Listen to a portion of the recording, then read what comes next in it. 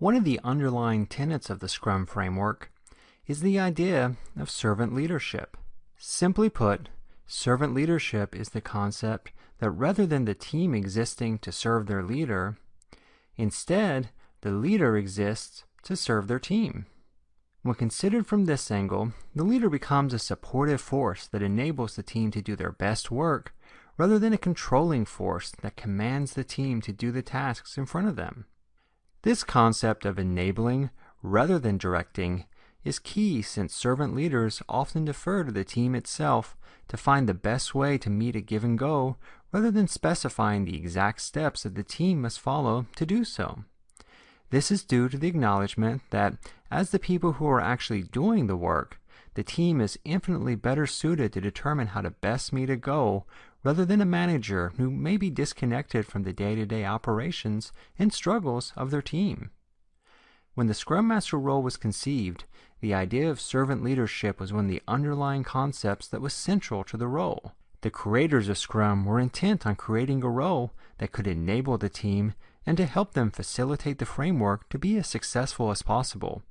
but specifically did not want to create a role that held any formal authority over the team. The reason for this is the acknowledgement of the fact that teams are the most effective when they have the opportunity to self-organize, as strong authority over a team discourages self-organization and thus is discouraged within the Scrum framework. Instead, the Scrum Master facilitates the Scrum framework and ideally eventually teaches the team to facilitate the framework for themselves.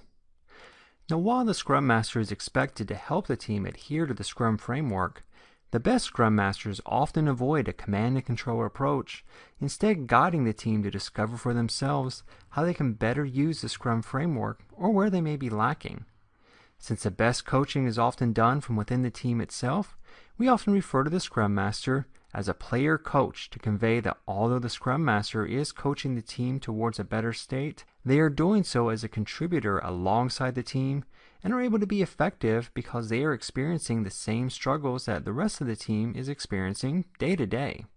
For this reason, the Scrum framework is quite clear that the team does not report to the Scrum Master, nor does the Scrum Master run the ceremonies. In fact, many experienced Scrum Masters will often bristle at hearing themselves described as managing their team.